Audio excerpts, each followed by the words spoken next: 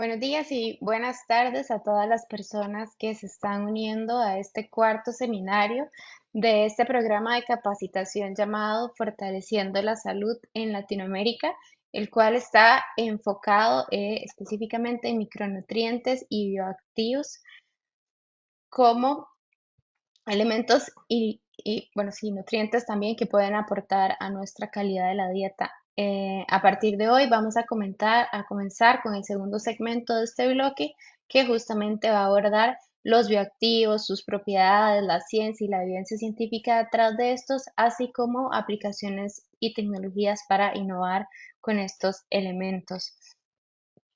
Antes de comenzar, y, y antes de presentarles también a las panelistas que nos acompañan el día de hoy, brevemente les recordamos que ILS es una red global de personas científicas que trabajan de manera conjunta en un ambiente neutro y del más alto nivel de integridad científica, buscando proveer la ciencia que impacte de manera positiva la salud pública, el bienestar de las poblaciones y el medio ambiente. Trabajamos con un modelo tripartito que integra personas científicas de los sectores de la academia, el gobierno y la industria y además estamos en diversas áreas del planeta. Específicamente, ICI Mesoamérica cubre los territorios desde México hasta Panamá y territorios del Caribe. Desde ya les invitamos a revisar la página web tanto de la Federación INSI como de INSI Mesoamérica, donde podrán encontrar más del trabajo que realiza la entidad, específicamente también INSI Mesoamérica, los proyectos que apoya, las capacitaciones y así como nuestras políticas de trabajo y de integridad científica. Como les comentábamos al principio, este seminario está enmarcado dentro del programa de capacitación Fortaleciendo la Salud en Latinoamérica y hoy estamos arrancando con la quinta conferencia de este programa, que además también da apertura al bloque de bioactivos. También en la página de ICI Mesoamérica, en la página de los comités de trabajo de ICI Mesoamérica, pueden encontrar este programa y los otros dos programas que se están llevando por los comités de desarrollo sostenible y inocuidad de alimentos, eh, pues con todas las temáticas que estamos abordando. Este programa, el programa Fortaleciendo la Salud en Latinoamérica, también se alinea con los Objetivos de Desarrollo Sostenible, Hambre Cero, Salud y Bienestar, Igualdad de Género, Industria, Innovación e Infraestructura. Y también por sí mismo, al integrar en este programa de capacitación personas de los diferentes sectores que comunican y divulgan la ciencia, estamos favoreciendo las alianzas para sumar trabajo y lograr los objetivos o el alcance de los objetivos de desarrollo sostenible. Y antes de presentarle a las panelistas, como siempre, solamente queremos hacer una declaración de exención de responsabilidades y es que las opiniones y conferencias que van a dictar las siguientes dos panelistas son de las personas o de ellas como expertas científicas en los temas y no necesariamente reflejan las de el Instituto Internacional de Ciencias de la Vida en su acrónimo IRSI por siglas en inglés. Todas las personas científicas que nos acompañan el día de hoy han actuado de forma voluntaria, han tenido total libertad y responsabilidad para preparar su presentación y además no han recibido remuneración de ningún tipo por acompañarnos el día de hoy, por lo cual una vez más queremos extenderles nuestro sincero agradecimiento por hacernos posibles el desarrollo también de estos programas de capacitación y ponerlos al alcance de todas ustedes. Y nos acompañarán como panelistas la doctora Ana Gabriela Murillo.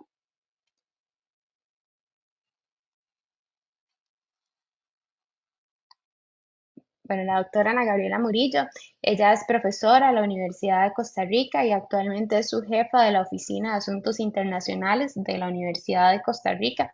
Es licenciada en Nutrición Humana y máster y doctora en ciencias nutricionales con énfasis en nutrición molecular. Este grado lo obtuvo en la Universidad de Connecticut.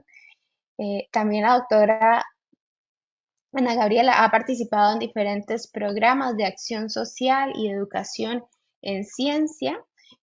Por ejemplo, el programa integral para el adulto mayor, que es un programa de la Universidad de Costa Rica que brinda educación nutricional a las personas adultas mayores justamente, pero también la doctora Murillo lidera proyectos de divulgación científica dirigidos a estudiantes, a personas de la comunidad profesional en nutrición y salud, y uno específicamente en redes sociales donde lleva también la ciencia a estos espacios. Además, ha sido expositora en diferentes congresos nacionales e internacionales y otros espacios donde se comunica la ciencia.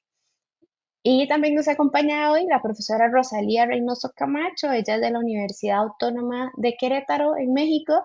Es doctora en ciencias bioquímicas y sus actividades de investigación están relacionadas con alimentos, y la relación de estos con salud.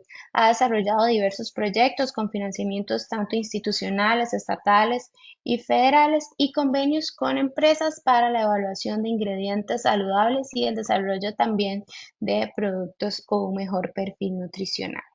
Derivados de estos proyectos, ha favorecido la formación de estudiantes o recursos humanos a nivel de pregrado y posgrado. También cuenta con más de 134 publicaciones en revistas indexadas y suma a la fecha 3.480 citas de sus trabajos. Es editora de 2 libros. Sus estudiantes además se han distinguido con 13 premios por sus trabajos de investigación, esto a nivel regional, estatal, nacional e internacional. Y la profesora Rosalía también ganó el premio Alejandrina a la trayectoria académica y científica en el 2021 y desde el 2020 hasta la fecha tiene el reconocimiento como nivel 3 en el Sistema Nacional de Investigadores. A ambas, muchísimas gracias por su presentación y por acompañarnos el día de hoy. Vamos a empezar con la ponencia de la doctora Ana Gabriela Murillo y recordarles que posterior a estas ponencias vamos a tener un espacio para consultas. Entonces, desde ya les invitamos a anotar sus consultas en el chat dispuesto para ello. Muchas gracias, profesora Gabriela. Hola a todos, buenos días. Voy a ponerla en completo. Listo. La Y ya vemos. poner la cámara. O sea, no había puesto la cámara. Listo. ¿Ahí me Ya, avisas? perfecto. Muchas Ok. gracias. Adelante. Buenos días a todos. Para mí es un honor, un placer estar con ustedes esta mañana para hablar un poquito sobre los alimentos como medicina. Así le puse esta presentación, los alimentos como medicina, un camino hacia la alimentación funcional. El día de hoy quiero hablarles un poquito sobre por qué esto es importante, por qué la alimentación funcional o este camino que vamos a tomar hasta este tipo de alimentación es importante y quiero definir un poquito algunos términos, cómo vamos a implementarlo, cuál es el camino hacia esta implementación, consideraciones importantes y perspectivas futuras para este tipo de tecnologías o este tipo de cambios hacia la alimentación. Y quisiera empezar con algo que todos sabemos. Estamos frente a un cambio, a un problema de salud pública donde las enfermedades no transmisibles, ya sea enfermedad cardiovascular, diabetes tipo 2, enfermedades respiratorias crónicas y algunos tipos de cáncer, han aumentado en morbilidad. Y estas enfermedades crónicas no transmisibles se pueden explicar o aducen a estilos de vida como actividad física, alimentación y nutrición, hábitos del sueño, manejo del estrés y otros hábitos, por ejemplo, como el consumo de alcohol o el consumo de tabaco. Sin embargo, también se pueden explicar por factores relacionados o por factores naturales en el proceso del envejecimiento. Estoy refiriéndome a senescencia celular, al estrés oxidativo, a la regulación epigenética, disfunción mitocondrial. Entonces, estas enfermedades crónicas no transmisibles pueden ser una respuesta no solo a que tenemos una población cada vez mayor, sino también a los estilos de vida. Casualmente, cuando hablamos de nutrición, se ha visto que la nutrición no solamente es responsable de una salud metabólica, sino también de este proceso de envejecimiento, es decir, lo que nosotros consumimos tiene un impacto directo en estos procesos biológicos que son característicos del envejecimiento. Entonces, se ha visto que la nutrición tiene un efecto no solo por la parte metabólica, sino también por la parte del envejecimiento en cuanto a la aparición de este tipo de enfermedades. Y por eso es importante ponerle un poquito de atención a lo que consumimos para trabajar este asunto de la prevención. Y hablando de la prevención, actualmente estamos observando un paradigma de salud que es lo que conocemos o lo que se conoce como el shift left, es decir, se había puesto mucha atención a todo lo que es el enfoque terapéutico de la enfermedad, en la atención aguda de la enfermedad. El problema es que esta atención, cuando ya la enfermedad está presente, resulta más difícil, resulta más cara.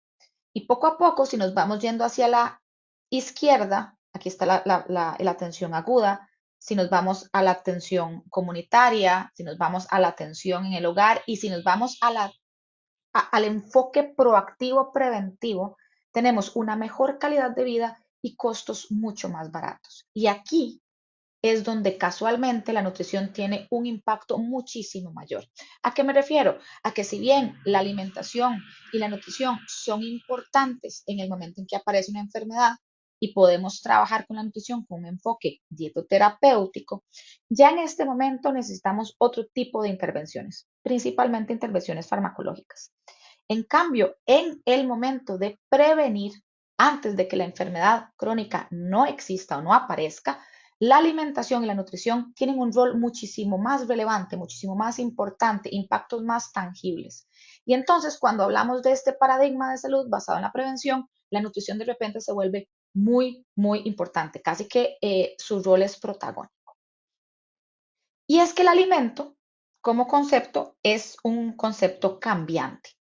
Hablamos del alimento como aquello que consumimos que nos suple necesidades energéticas, es decir, nos da calorías. Estamos hablando de carbohidratos y grasas principalmente. Pero también nos da o nos suplen necesidades nutricionales, es decir, no solamente nos da energía, pero también nos da otros compuestos no energéticos que son importantes. Aquí estoy hablando de vitaminas y minerales, por ejemplo. Y no podemos olvidar las necesidades emocionales, todo lo que tiene que ver con la regulación hedónica del apetito, por qué comemos, cómo nos hace sentir la comida, cómo la comida ha estado presente en diversos momentos de nuestra vida o está presente en diversos contextos sociales. Es decir, hay comida que nos hace sentir bien. Después tenemos otro nivel que es el valor agregado. Es la prevención de enfermedades, el mantenimiento de la salud y a lo que nos vamos a enfocar el día de hoy, que es el alimento como medicina. Y aquí tenemos entonces a los alimentos funcionales, a los nutracéuticos y a los suplementos, que es un mercado emergente que ha tenido mucha o que se le ha dado mucha atención, sobre todo con este concepto del paradigma de salud tirado hacia la izquierda, que es proactivo y de prevención. Entonces, cuando hablamos de alimentos, estamos hablando de todos estos conceptos que están alrededor de comer. Y cuando hablamos de nutrientes, estamos hablando de tres grandes estratos. Hablamos de los macronutrientes, aquellos que tienen una necesidad, un requerimiento bastante grande, que son los carbohidratos, proteínas y grasas, que son generalmente además los que nos dan componentes energéticos y estructurales, en el caso, por ejemplo, de las proteínas y sus aminoácidos. Después tenemos a los micronutrientes que se necesitan en menor cantidad, que no se almacenan y que no proveen energía. Y aquí estamos hablando de las vitaminas y los minerales. Y además tenemos un estrato más que es los compuestos bioactivos, que son aquellos componentes que si bien no tienen ningún requerimiento, es decir, el ser humano puede vivir perfectamente sin ellos, pues le agregan este valor extra a los alimentos. Entonces tenemos macronutrientes, micronutrientes y compuestos bioactivos, que es de lo que vamos a hablar el día de hoy. Estos componentes bioactivos ocurren naturalmente en los alimentos, ya sea que los produzcan las plantas, los animales o los microorganismos, y se encuentran naturalmente en todos estos productos que consumimos. Tienen la peculiaridad de que pueden alterar procesos biológicos con un beneficio potencial para la salud, pero no son esenciales. Es decir, si bien generan algún tipo de beneficio, su ausencia no provoca enfermedad, que es lo que sí podemos encontrar, por ejemplo, en el caso de las vitaminas y las enfermedades por deficiencia. Entonces, no pueden ser consideradas vitaminas o micronutrientes porque no hay un requerimiento específico, no hay ninguna enfermedad por deficiencia. Sin embargo, su consumo recurrente ha demostrado tener algún efecto positivo en la salud. Y tienen efectos de amplio espectro. ¿A qué me refiero? A que tienen muchísimos beneficios según su clasificación, según su consumo. Hay muchísimas cosas que estos componentes bioactivos pueden hacer. ¿A qué me refiero entonces con estos compuestos bioactivos? Antiocianinas, carotenoides, polifenoides, ácidos grasos, por ejemplo, los omega 3 que se han estudiado muchísimo, a la fibra, a los curcuminoides. Ahora también hay un campo de la investigación muy grande con respecto a los prebióticos, los probióticos y hasta los postbióticos, que son aquellos metabolitos que pueden generar los probióticos y se pueden utilizar como un compuesto bioactivo. Y por ser una gama tan amplia de compuestos o de moléculas, pues claramente sus efectos son bastante amplios también. Por ejemplo, tienen propiedades antimicrobianas, antioxidantes, antifúngicas, antiinflamatorias, inmunomoduladoras, inclusive anticancerígenas. Entonces, el consumo o la adición de estos productos bioactivos a los alimentos se ha visto con un gran potencial para alcanzar estas propiedades y responde a este paradigma de salud tirado hacia la izquierda que es sobre todo preventivo. Entonces, cuando unimos el concepto de alimento y el concepto de compuesto bioactivo, tenemos el concepto de alimento funcional. Su definición a grandes rasgos, porque no hay una definición puntual, es aquellos alimentos que contienen componentes bioactivos que pueden contribuir a la prevención y al manejo de enfermedades no transmisibles. El concepto se acuñó en los 80 en Japón como alimentos que benefician la salud. Sin embargo, el consumidor puede confundirse con este concepto porque puede atribuirle propiedades terapéuticas a los alimentos, perdón. Es decir, el alimento o es medicamento. Este alimento puede sustituir algún fármaco. Yo puedo de repente consumir lechuga y dejar la quimioterapia. Estoy hablando como en un caso muy exagerado, pero algo así ocurrió en Japón. Y entonces acuñaron el término FOSHU, que es el Food for Specified Health Use, y que tiene una definición específica, pero el término ya estaba muy de moda, estaba muy en boga y en Europa y en Estados Unidos lo estaban utilizando muchísimo y se quedó como alimento funcional. Otro problema que tiene este concepto es que puede contribuir al concepto de alimentos buenos versus alimentos malos. Es decir, si yo estoy hablando de un alimento funcional, por definición estoy admitiendo que existen alimentos que no son funcionales. Y eso también puede confundir al consumidor haciéndolo pensar que si algo no está etiquetado como FOSHU, es un alimento que no me causa ningún tipo de beneficio y realmente estamos tratando de trabajar en pro de una alimentación variada y completa, donde cualquier alimento puede formar parte de una dieta saludable. ¿Qué características tienen estos alimentos funcionales? Proveen más que los nutrientes esenciales, como ya hemos hablado, no solamente otorgan carbohidratos, proteínas, grasas que pueden generar o brindar energía, o vitaminas y minerales, sino que también tienen estos compuestos bioactivos que son potencialmente beneficiosos para la salud. El consumo regular, de nuevo, promueve la salud y sus efectos tienen que ser respaldados y reproducibles, que ahorita vamos a hablar un poquito de esto cuando hablemos de definición específica. No pueden sustituir tratamiento farmacológico y no pueden mercadearse como tales. Y son seguros, es decir, su consumo repetido a lo largo del tiempo, su consumo crónico, es catalogado como seguro, lo cual mm, refuerza esta idea de que no son medicamentos, que no son fármacos que se pueden consumir a lo largo de la vida sin que cause un detrimento para la salud.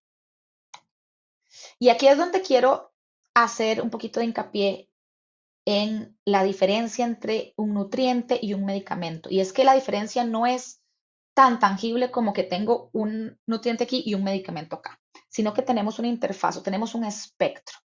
Y este espectro podemos hablar de, en el lado de la izquierda, donde tenemos a la salud, y el lado de la derecha, donde tenemos a la patología. Y vamos a tener de este lado, más a la izquierda, el alimento convencional, y luego al alimento funcional, que vean que está muy tirado también hacia la izquierda. Después tenemos al nutracéutico, luego al suplemento y después al fármaco, ya tirando hacia la derecha. ¿A qué me refiero con tirando hacia la izquierda o hacia la derecha? Que estamos hablando de cuándo se justifica el consumo de estos productos. Nosotros no vamos a consumir medicinas o algún tipo de fármaco, algún tipo de medicamento si no tenemos una enfermedad, si estamos sanos. Si no nos duele la cabeza, no tengo por qué tomar alguna pastilla para que me duele la cabeza. Entonces, por eso, el uso de fármacos se justifica hacia la derecha. Sin embargo, nosotros no vamos a dejar de comer porque estamos sanos. Nosotros comemos siempre. Parte de mantenernos sanos implica alimentarnos. Por eso, entonces, la alimentación convencional está hacia la izquierda. ¿Ok? Entonces, cuando hablamos de si es un nutriente o un medicamento, tenemos que hacer distinción en qué tipo de presentación o qué tipo de consumo estamos utilizando. Y entonces, tenemos, por ejemplo, al alimento funcional, al nutracéutico, al suplemento y al medicamento. Obvié la parte del alimento convencional porque todo el mundo sabe lo que es la comida. Y veamos un momento aquí la presentación. Cuando hablamos de alimento funcional, seguimos hablando de alimentos, seguimos hablando de comida. El consumo es diario y la función está catalogada como el mantenimiento de la salud o la reducción del riesgo. Por ejemplo, el ajo. El ajo es un alimento que puede ser considerado funcional porque tiene alicina. Cuando hablamos del nutracéutico, por lo general estamos hablando de un lado más hacia la derecha, cuando hablamos de una presentación ya farmacéutica, es decir, pastillas, polvos o algo que tenga un poquito más de proceso, y el consumo es específico, es decir, no todos los días vamos a estar consumiendo, en este caso, eh, concentrado de ajo. ¿Ok? Entonces tenemos el ajo como alimento funcional, el concentrado de ajo como nutracéutico, que ya no es comida, nadie va a almorzar concentrado de ajo, pero se puede utilizar para casos específicos. Igual su uso se justifica como promoción de la salud o prevención de la enfermedad.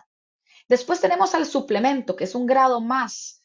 Su presentación sigue siendo farmacéutica, su consumo es específico y es un complemento de la alimentación. Y aquí podemos, por ejemplo, siguiendo la misma línea del ajo, a la alicina ya concentrada. Es decir, tenemos el ajo como alimento funcional, el concentrado de ajo como nutracéutico y ya suplementos de alicina, que es el compuesto bioactivo aislado y concentrado en dosis farmacológicas. ¿Esto qué quiere decir? En cantidades que jamás serían alcanzadas cuando uno come ajo naturalmente. Habría que comerse todos los ajos del mundo para alcanzar esas dosis de alicina. Y entonces aquí estamos ya hablando de suplementos. Y cuando hablamos de medicamentos, es una presentación de nuevo farmacéutica. El consumo sigue siendo específico, muchas veces con prescripción, y aquí ya estamos hablando de tratamiento de la enfermedad. Cuando ya la enfermedad aparece, vamos a utilizar este tipo de productos que son los medicamentos y no hay un medicamento derivado del ajo, al menos no que haya encontrado, específico. Entonces vea cómo pasamos por esa interfaz o ese espectro de alimentos y nos vamos moviendo hacia la derecha desde que estamos sanos hasta que ya tenemos alguna enfermedad, donde ya aquí tenemos que utilizar estos medicamentos y por eso hablamos de que la alimentación funcional responde a este shift left, que es hablar eh, desde la prevención, desde un enfoque proactivo de, de, de la salud. Ok, si lo vamos a dividir en dos, recordemos que un nutriente es necesario para sobrevivir, el medicamento no es necesario en ausencia de enfermedad. El nutriente mantiene funciones fisiológicas, en cambio el medicamento modifica funciones fisiológicas. El nutriente previene enfermedades y el medicamento, su objetivo es que las cure o que alivie por lo menos los síntomas. El nutriente tiene efectos a largo plazo y el medicamento, el efecto es más inmediato. Claramente hay sus excepciones, pero más o menos esas son las diferencias más tajantes. Yo no me voy a curar de una enfermedad crónica si un día me como una cereza. Si yo consumo frutas y vegetales, fibra y tengo una alimentación variada y completa, es posible que yo no tenga la enfermedad. Ahí es donde se va la gran diferencia. Y bueno, esos alimentos funcionales, según su origen, pueden clasificarse de diversas maneras. Como la definición no está tan específica, pues se clasifica muchas veces desde donde los quiero estudiar. Esta me gustó porque tiene una clasificación según origen, es decir, cómo se obtuvo este alimento funcional y tenemos, por ejemplo, los que están basados en plantas, por ejemplo, los vegetales, las nueces, las frutas. Luego tenemos a los que están basados en animales o generados por animales, por ejemplo, los aceites de pescado y los probióticos. Y aquí tenemos, por ejemplo, las líneas de investigación en las que se ha atribuido beneficios importantes de estos alimentos funcionales o al menos sus compuestos bioactivos. Entonces, por ejemplo, que los efectos del licopeno en el tomate, del ácido ascórbico, vitamina C, de las antófilas como la luteína y la zeaxantina, de las antocianinas, de los ácidos grasos omega 6 y omega 3, pueden disminuir la inflamación, pueden tener efectos antioxidantes y por eso se han utilizado para esas enfermedades, etcétera, etcétera. Sin embargo, hay una clasificación un poquito más técnica, que es el grado de procesamiento o el grado de evidencia que tienen estos alimentos. Entonces tenemos tres categorías. Tenemos al alimento funcional natural, que eso es algo que a veces no tomamos en cuenta. Un alimento funcional no necesariamente es un alimento procesado. Hay alimentación funcional completamente natural o convencional. Y aquí podemos encontrar, por ejemplo, a las frutas, los vegetales, que son fuente de fibra, que son fuente de antioxidantes, que son fuente de vitaminas, de minerales. Inclusive aquí podemos catalogar, por ejemplo, algunos productos fermentados como el kefir, que tiene probióticos, etcétera. Luego están los alimentos modificados intencionalmente. Y aquí tenemos dos subcategorías. Los alimentos modificados intencionalmente son aquellos que a nivel industrial se les ha agregado algún nutriente, por ejemplo, por la fortificación o enriquecimiento con fibra, con probióticos, con antioxidantes, o bien a los que se les ha reducido algún componente. Y aquí podemos hablar de los alimentos que están reducidos en sodio, reducidos en energía, reducidos en azúcar, reducidos en grasa. Entonces, de alguna manera, este añadir o eliminar algún componente del alimento lo hace funcional porque su consumo puede ayudar a la prevención de enfermedades. Y luego tenemos a los alimentos funcionalizados, y aquí la diferencia hay que establecerla muy bien. Un alimento funcional tiene suficiente evidencia científica, ojalá con estudios aleatorios, con placebos, que pueda reproducirse. Un alimento funcionalizado es un alimento al cual se le agrega algún compuesto bioactivo, sin embargo, no hay evidencia suficiente o suficientemente robusta para poder catalogarlo como un alimento funcional.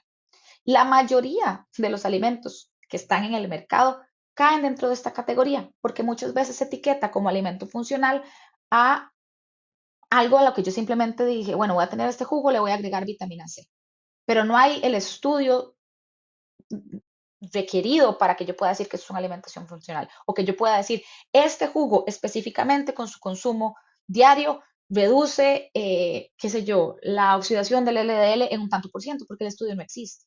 De hecho, cuando hablamos de mercado y etiquetado, menos del 0,1% de los productos han tenido esos estudios tan rigurosos como para poder decir, ok, hay suficiente evidencia para decir que este alimento con esta presentación, con esta dosis, con esta formulación, pues se puede catalogar como funcional. Entonces, muchas veces cuando hablamos de alimentación funcional, estamos realmente hablando de alimentos funcionalizados. No por agregar un compuesto bioactivo, ya tenemos la evidencia robusta para decir, ok, con esto no te va a dar cáncer o con esto no te va no te va a alterar la glicemia, etcétera, etcétera. Entonces, ¿cómo implementamos esta alimentación funcional? Tenemos dos estrategias, porque para implementarlo tenemos que ver que es un asunto de salud pública, es un asunto más epidemiológico. ¿Cómo cambiamos nuestra alimentación convencional por una alimentación más funcional? Tenemos que empezar por educación al consumidor. Eso es vital. Por ejemplo, la dieta DASH. La dieta DASH es un patrón alimentario específico para controlar o prevenir la hipertensión. Es una dieta que es baja en sodio, alta en fibra, alta en lácteos, bajos en grasa, y se ha demostrado que el utilizar o el adherirse a este tipo de patrón ha disminuido el 18% de hospitalizaciones por hipertensión arterial.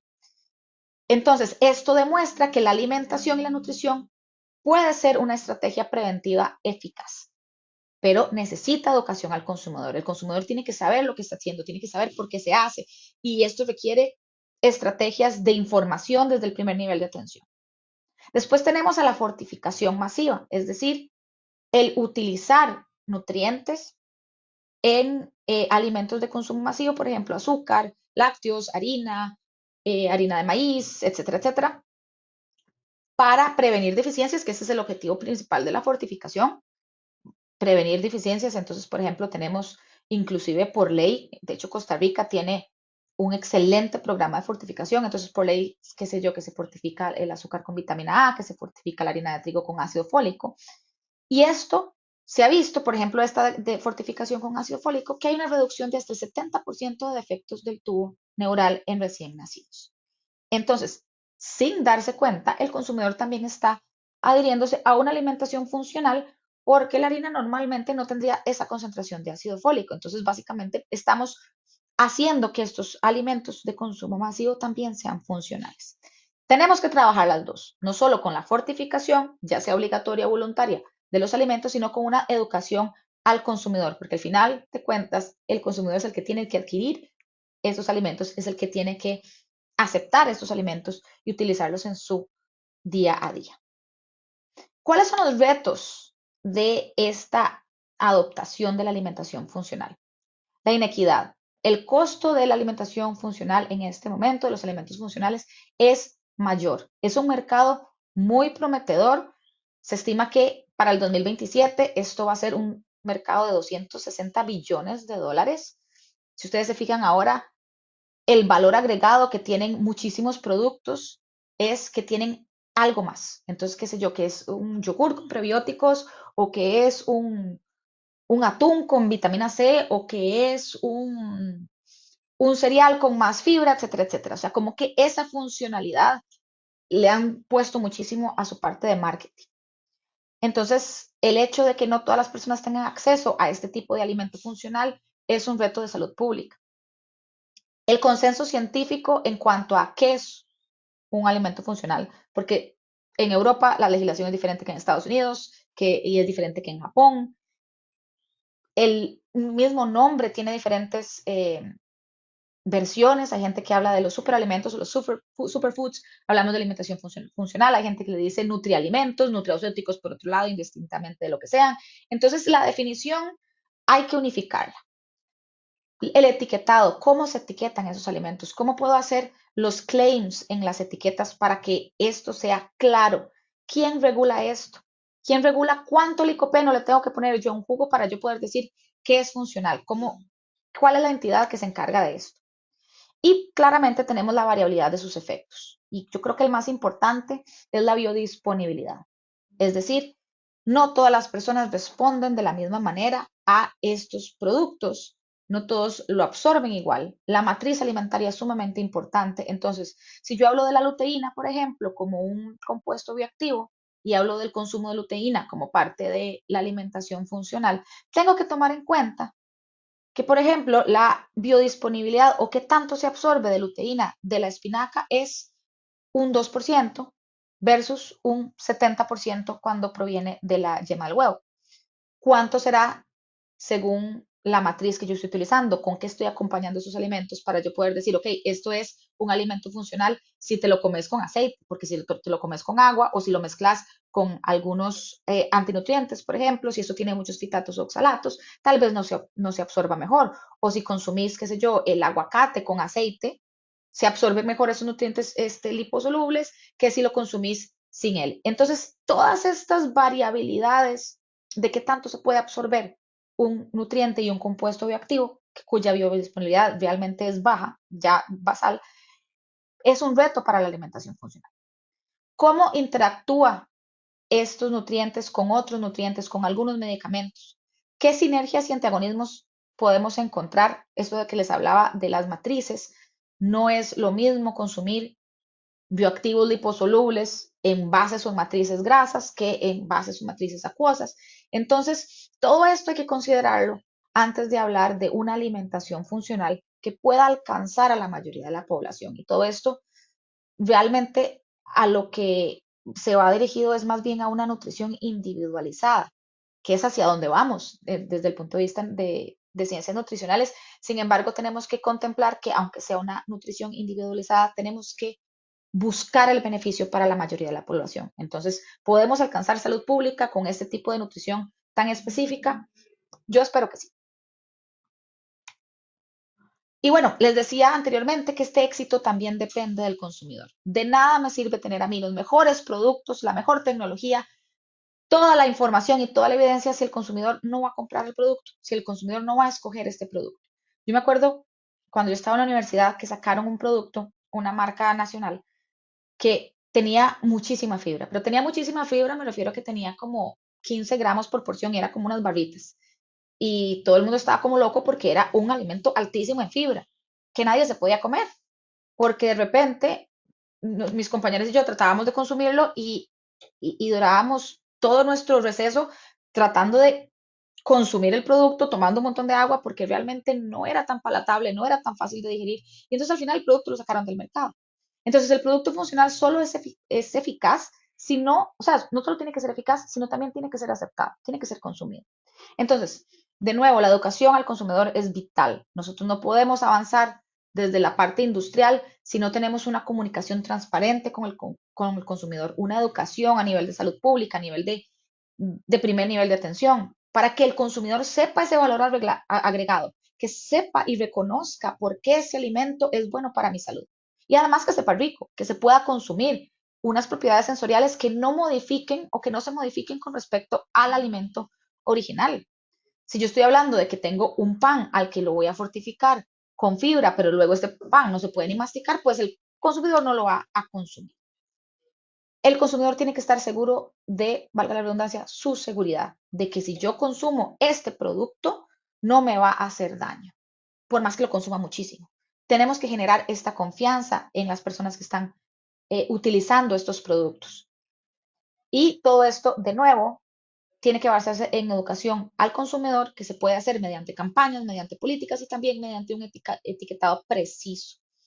Los autores de varios artículos han sugerido una escala de evidencia, donde en la misma etiqueta se diga, ok, esto se ha demostrado en estudios in vitro, esto se ha demostrado en estudios con animales, esto se ha demostrado que eso está en la etiqueta. Y claramente que el consumidor sepa qué quiere decir un estudio in vitro, qué quiere decir o por qué un estudio con ratones no es tan robusto o no tiene tanta evidencia como un estudio con humanos. Entonces, todo eso se tiene que trabajar de manera sinérgica, donde trabajamos industria, educación, etiquetado, legislación, todo eso tiene que trabajar junto para que este camino o este paso hacia una alimentación funcional sea exitoso. Y entonces, esta consideración es importante. Cuando hablamos de alimentación funcional y de estudios con componentes bioactivos, muchas veces estamos hablando de estudios celulares y con animales, con dosis farmacológicas, es decir, ya no estamos hablando de alimentos funcionales, estamos más hacia el lado de suplementos nutracéuticos, inclusive casi que fármacos en cuanto a las dosis. ¿Qué es una dosis farmacológica? Aquella que solamente se alcanza con una presentación concentrada. Como les decía al principio, nadie come tanto ajo como para tener las dosis de alicina que los estudios celulares han demostrado ser buenos para prevenir algún tipo de patología o para modificar eh, algún compuesto, algún proceso biológico. De nuevo, la fracción ingerida no es la misma que le llega al sistema. Muchos de estos estudios se utilizan este, inyectados o con gavage para los animales y hay mucha variación entre individuos. Entonces, cuando hablamos de estudios de compuestos bioactivos, tenemos que llevarlos hacia el consumo no solo del nutriente. Recuerden, nosotros no comemos nutrientes aislados, comemos alimentos. Y la alimentación funcional no quiere decir consumir mi dosis de vitamina C, mi dosis de licopeno, mi dosis de antocianinas, que aquí está mi resveratrol, sino consumir alimentos que me den suficiente cantidad de estos compuestos bioactivos para que tener un efecto fisiológico importante. Entonces tenemos que buscar estos estudios que no busquen tanto el consumo de alecina, sino como el consumo de ajo. Entonces, eso es una consideración importante si queremos hablar de alimentación funcional. Y hay un problema cuando hablamos de superalimentos. Cuando hablamos de superalimentos, vean que cambié el término. Ya no estoy hablando de alimento funcional, sino que estoy hablando de superalimentos porque me pareció pertinente mencionarlo. El, el concepto superalimento viene con un costo. Y aquí hablamos de publicidad engañosa. Y aquí hablamos de que muchas veces a nivel de mercado le ponen demasiada publicidad a ciertos productos y a otros no. Entonces tenemos que el arándano importado es un superalimento, entonces gastamos un montón de dinero en arándano y tal vez aquí en Costa Rica o en Latinoamérica no producimos arándanos porque no tenemos el clima, pero producimos moras que tienen las mismas antocianinas, pero no se le está dando el mercadeo suficiente, entonces el consumidor puede pensar que el arándano es bueno, pero la mora no tanto. Entonces tenemos que tener cuidado cuando hablamos de los superfoods o de esos superalimentos. Luego estamos hablando de riesgos de toxicidad cuando utilizamos nutracéuticos o suplementos para hacer énfasis en los posibles beneficios que pueda tener un nutriente. Sin embargo, hay que tener cuidado con esto y el ejemplo más claro es el betacaroteno con el cáncer de pulmón en fumadores. El consumo excesivo de betacaroteno en pacientes fumadores resulta aumentar el riesgo y no disminuirlo para tener cáncer de pulmón. Entonces hay que tener mucho cuidado también cuando decimos eso es un superfood o eso es un bioactivo que tenemos que consumir más porque no para todo el mundo funciona de la misma manera. Y también tenemos el valor moral de los alimentos, como les mencionaba al principio, esta dicotomía entre este alimento es bueno, por lo tanto, si algo es bueno, algo tiene que no serlo, y entonces el superfood es bueno y entonces el otro es malo. Y esto responde también a la inequidad, donde quizá muchas personas no puedan comprar los arándanos, pero tal vez sí las moras, y si tenemos esta distinción entre alimentos poderosos y alimentos no tan poderosos, pues podemos más bien hacer un daño a nivel de consumidor. Y bueno, ¿hacia dónde vamos? ¿Cómo vamos a lograr en el futuro que se tenga una alimentación funcional? Con una validación científica robusta, los alimentos funcionales tienen que tener su respaldo científico, con una regulación clara que nos digan qué es un alimento funcional según nuestra legislación, cómo se va a llamar, cómo se va a etiquetar y además tenemos que tener consumidores informados. Consumidores que entiendan, que sepan leer etiquetas, que sepan que es una alimentación funcional, que sepan cómo funciona lo de las enfermedades crónicas no transmisibles. Y esto empieza desde una educación a nivel escolar, a nivel preescolar, cuando busquemos hablar de nutrición desde la primera infancia y podamos educar al consumidor a lo largo de toda su vida, no solamente cuando está buscando alguna solución para alguna enfermedad. El campo de la nutrición se va dirigiendo hacia una nutrición personalizada gracias a los avances en nutrigenética, es decir, no todas las personas tienen la misma respuesta ante ciertos nutrientes y entonces se ha tratado de buscar cómo podemos saber la información genética de una persona para decir, ok, vas a responder súper bien a ciertos antioxidantes, no estás digiriendo muy bien tales nutrientes, vamos a eliminarlos, ese tipo de cosas, gracias a la nutrigenética, hace una nutrición personalizada.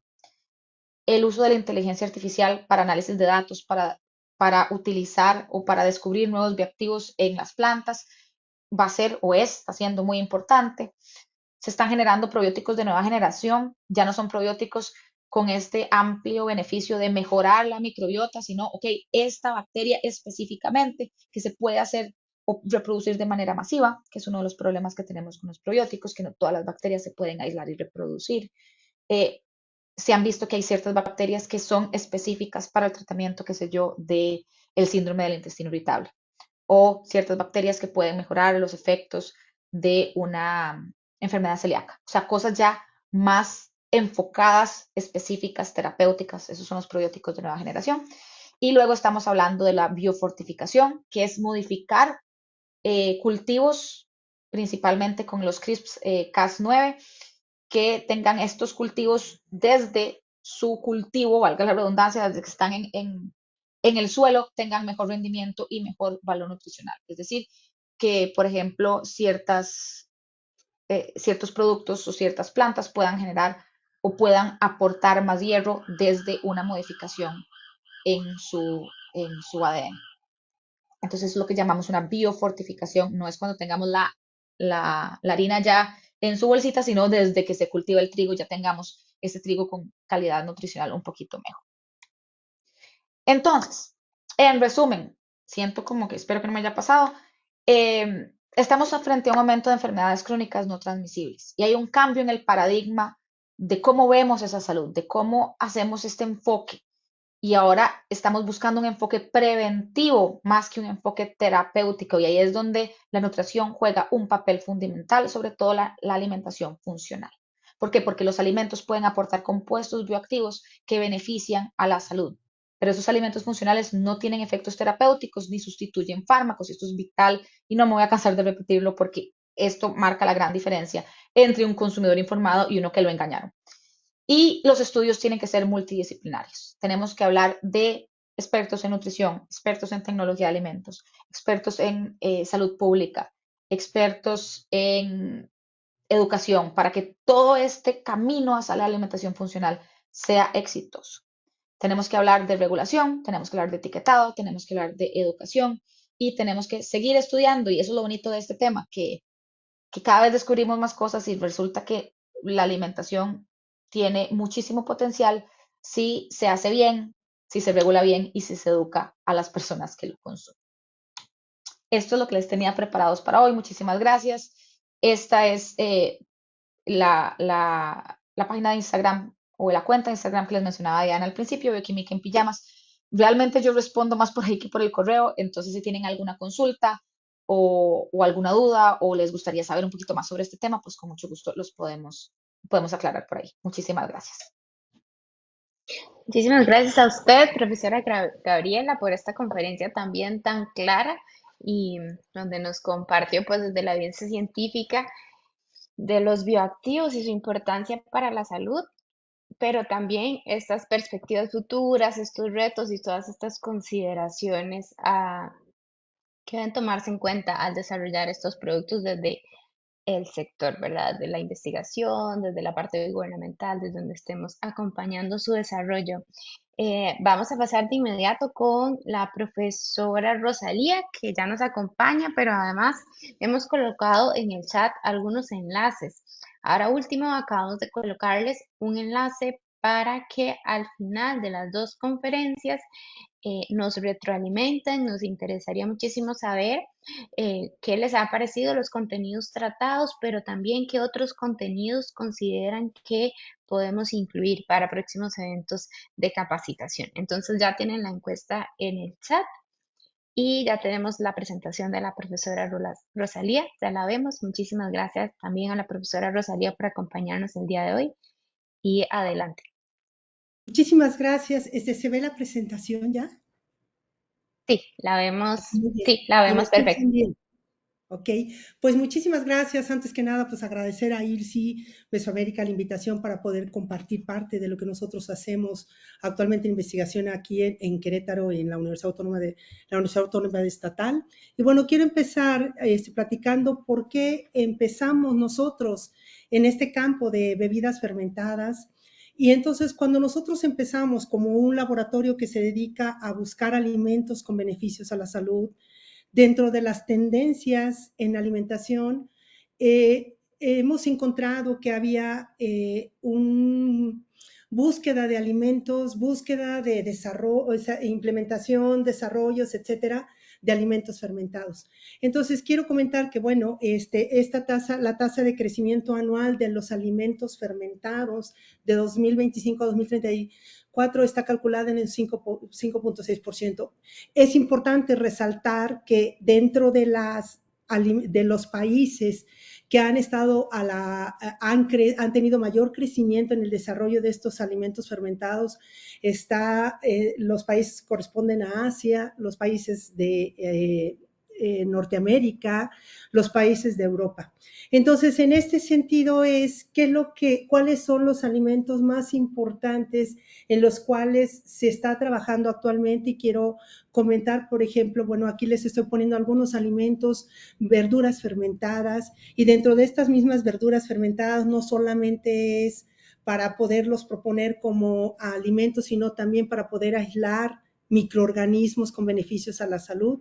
Entonces tenemos todas aquellas gamas de productos de soya y entonces respecto a lo que son las bebidas de mayor crecimiento son las bebidas lácteas, principalmente yogur, y ha cobrado muchísimo interés en los últimos años el famoso kefir.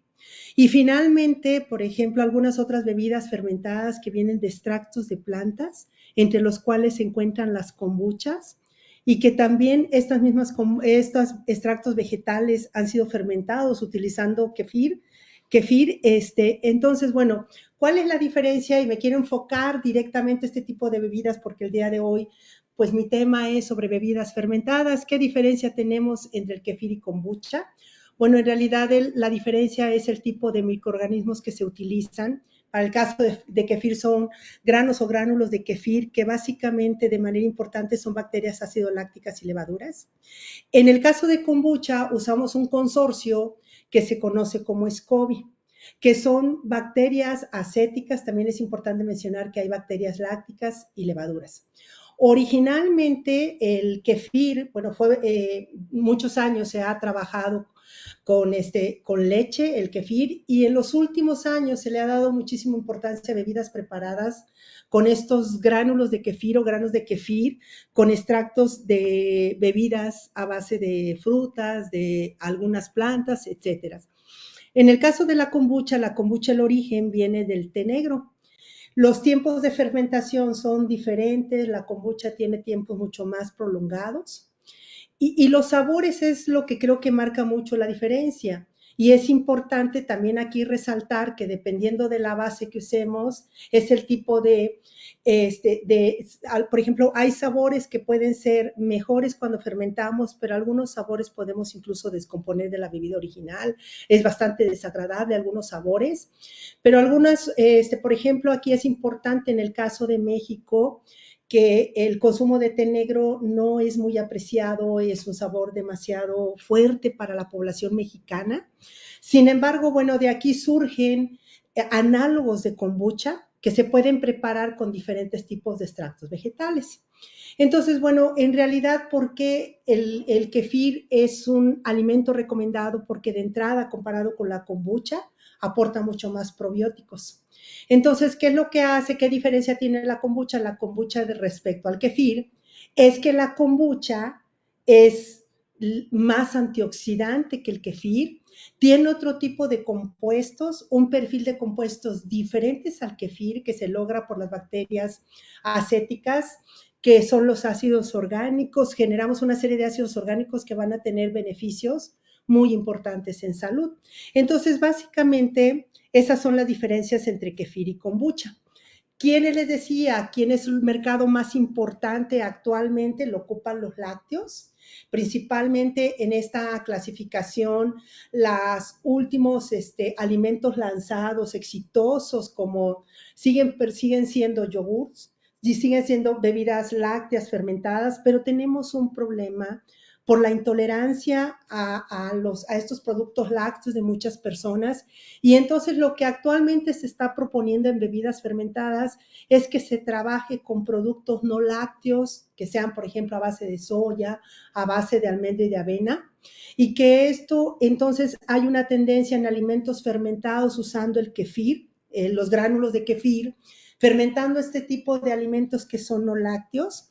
Y hay un desarrollo sumamente importante, es en lo que le llamamos innovación probiótica, que ahorita más adelante lo vamos a revisar.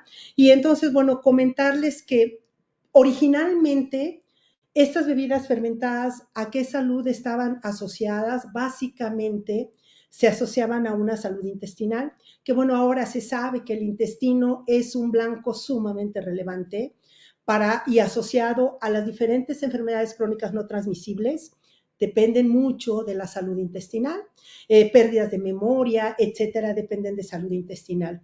Adicionalmente, además de salud intestinal, estas bebidas se ha evaluado sobre el fortalecimiento del sistema inmunológico. Sin embargo, bueno, pues hay unas tendencias actuales de qué es lo que estamos buscando, qué es lo que hay que hacer en bebidas fermentadas. Bueno, ¿qué es lo que estamos buscando? que las etiquetas sean limpias. ¿Qué significa esto? Que entre menos ingredientes, entre menos aditivos, perdón, nosotros adicionemos, podemos generar una etiqueta más limpia. Otro reto que tenemos importantísimo es bajar el contenido de azúcar, porque estas bebidas, para poderlas elaborar, necesitamos adicionar azúcar. Entonces hay que adicionar el contenido de azúcar, y en los últimos años se está trabajando de manera importante en las tendencias de bebidas ancestrales que tenemos en diferentes países, que son bebidas que tienen muchísimos años y que traen una microbiota muy diferente a las bebidas estas como la kombucha o el kefir. Y entonces se está tratando de rescatar todas estas bebidas fermentadas tradicionales para tratar de poder, un punto importante en bebidas fermentadas es un reto. Por ejemplo, la microbiota nos va cambiando de cultivo a cultivo, o sea, debemos de tener muchos controles durante la fermentación, debemos de tener buenas prácticas, porque corremos muchos riesgos de que se nos contamine, y entonces en este sentido se está trabajando con todas estas bebidas ancestrales, tratando de mejorar no innovar en el sentido de cambiar las formulaciones, sino más bien en buenas prácticas, tratar de caracterizar las bebidas, etcétera. Bueno, ahora sí, ¿por qué es importante y por qué a nosotros nos interesó poder estudiar, adentrarnos hacia el desarrollo de bebidas fermentadas? Bueno, México, al igual que muchos países, tenemos un problema de sobrepeso y obesidad bastante grave. El 75% de nuestra población tiene sobrepeso y obesidad. Pero una parte importante es que muchos años las bebidas las consideramos como inertes, no estaban parte, en nutrición, por ejemplo, no se consideraba el aporte calórico de bebidas, y esto era bastante alarmante porque resulta que México es uno de los principales consumidores de refresco. Entonces, bueno, ¿qué es lo que nosotros tenemos? La ingesta energética total en México, 30% viene de las bebidas. Y muchos de estos azúcares son azúcares básicamente añadidos. Tenemos un consumo promedio de 163 litros de bebidas azucaradas por año. Entonces, es un aporte bastante importante de azúcares, de calorías a la dieta del mexicano y a la dieta de muchos países. ¿Qué es lo que nosotros vemos? Aquí les quiero mostrar una tabla, bueno, que la OMS nos ha recomendado que debemos de bajar el consumo de azúcar. Normalmente un consumo que nosotros tenemos que consumir alrededor de unos 25 gramos de azúcar, y en esta tabla les muestro muchos de los productos que nosotros tenemos en México y que lo que sería la porción que normalmente nosotros consumimos al día, que son 500 mililitros, pues está muy lejos de los 25 gramos del contenido de azúcar que sería recomendable por la OMS para poder ayudar a la prevención de estas enfermedades. En ese sentido, bueno, ¿cuál es el problema que nosotros básicamente, bueno, aqueja a la población? Es que por un lado tenemos un problema de sobrepeso y obesidad, pero que esto va asociado a muchísimas alteraciones metabólicas. Entonces, ¿quién es una de las principales, por ejemplo, causas de mortalidad en México? Los problemas cardiovasculares. Otra principal causa de muerte en México es la diabetes. Ocupamos el 7º lugar mundial de problemas de las prevalencias de diabetes. México ocupa el 7º lugar, y esto pues es algo bastante alarmante. Son las principales causas de muerte en México. Y entonces, pues está muy asociado a los problemas de obesidad. Y entonces, en ese sentido, el laboratorio, nuestra línea de investigación, nos hemos dedicado a desarrollo de alimentos que intentamos generar alimentos con bajo contenido calórico, con compuestos bioactivos que tengan un beneficio para poder controlar el peso corporal. Si no podemos controlar el peso corporal, por lo menos tratar de buscar mejorar el problema de la diabetes. Y algo aquí importante que quiero resaltar es que una persona diabética tipo 2 empieza con un problema que se llama resistencia a la insulina. Puede ser que sus niveles de glucosa los tenga normales, pero los niveles de insulina ya muy elevados, y estamos hablando que esta persona tiene ya un problema de resistencia a insulina y está próximo a generar o a desencadenar la diabetes. Entonces, bueno, hemos intentado desarrollar alimentos para poder controlar la resistencia a insulina, evitar el desarrollo de la diabetes, controlar lípidos, etcétera. En ese sentido, entonces nosotros hemos encontrado que la kombucha es considerada una bebida funcional. nuevamente, bueno, cómo se desarrolla la kombucha. Y la kombucha básicamente viene de una preparación de una infusión. ¿Qué significa? Ponemos a hervir el agua, bajamos el agua del fuego y ahí adicionamos nosotros el material vegetal del cual queremos preparar la kombucha. En este caso, el término proviene de té negro. Entonces podemos adicionar el té negro, lo dejamos algunos minutos, quitamos la parte vegetal. Cuando ya se enfría, adicionamos el azúcar que aquí tenemos. Podemos posteriormente adicionar el orden de adición del producto de la parte vegetal, eso es indistinto si es antes o después del azúcar. Y lo que es importante es adicionar nuestro consorcio. ¿Qué caracteriza la kombucha? Yo les comentaba que es un consorcio que se conoce como SCOBY, que son las bacterias y las levaduras. Y si ustedes pueden observar aquí en la caricatura, es una especie de gel. Se va formando esta materia que son polisacáridos con las bacterias y levaduras. Se las adicionamos a la infusión que ya hicimos con previa adición de azúcar. Dejamos fermentando y es bien importante cuánto tiempo tenemos que dejar fermentar, porque solamente reiterar es una bebida ácida. Entonces es importante cuánto tiempo vamos a dejar fermentar, porque si no podemos tener problemas que se nos acidifique demasiado, generemos otro tipo de sabores y no agrade la bebida. En este caso, bueno, dejamos fermentar y envasamos la bebida. Entonces, ¿qué es lo que genera durante la presencia de estas bacterias? Generamos vitaminas de la familia, vitaminas, algunos liberamos más minerales. Y algo importante, por ejemplo, aquí es que liberamos compuestos bioactivos, como es el caso de los compuestos fenólicos. Entonces, estamos liberando los que nos comentaba la doctora, estamos liberando los famosos, o estamos generando posbióticos. Y entonces estos compuestos, algunos de ellos se ha demostrado que son compuestos que incluso pueden tener mayor beneficio a la salud que lo que era su compuesto padre. Podemos generar nosotros dos tipos de compuestos. Primero es aquel que está muy unido a la matriz vegetal y que no van a estar disponibles. Y lo que hacen las bacterias y las levaduras, no los rompen estos enlaces, los liberan y los van a hacer más disponibles en la bebida. Por otro lado, ellos pueden usar ese compuesto fenólico y lo pueden transformar en otro tipo de compuestos que pueden tener beneficios a la salud. Algo que caracteriza la kombucha es la generación de ácidos orgánicos. Y quiero mencionar esta parte porque hay muchos estudios relacionados con beneficios a la salud de la kombucha. Y hay muchos investigadores que apuestan que el beneficio a la salud de la kombucha puede estar asociado no solamente a sus compuestos fenólicos, sino más bien asociados a los ácidos orgánicos que se generan. Y de manera importante aquí tenemos el ácido glucónico y el ácido glucurónico. Entonces, estos ácidos pueden tener un beneficio sumamente importante en salud. Entonces, bueno, hay muchísimos beneficios reportados para la kombucha. Quiero decirles que muchos de ellos tampoco han sido, los estudios son muy escasos, se requiere muchísima más investigación para poder confirmar el beneficio de la kombucha. Y entonces les digo, por un lado ahí es in vitro, que es lo que se ha reportado, que puede controlar la presión arterial, que puede controlar el perfil lipídico, etcétera. Y tenemos por el otro lado estudios ya demostrados in vivo, pero que sí se requiere mayor evidencia, obviamente, y es, una de las preguntas más importantes es, ¿tiene bacterias? Y la pregunta siempre ha sido si esas bacterias pueden actuar como probióticos. Y hasta el momento creo que no ha sido muy claro, pero muchos autores sugieren que parece que la kombucha pudiera ser una bebida que aporte pocos probióticos. Sin embargo, los estudios son muy escasos, lo vuelvo a mencionar, pero lo que es importante son los metabolitos que se generan durante la fermentación.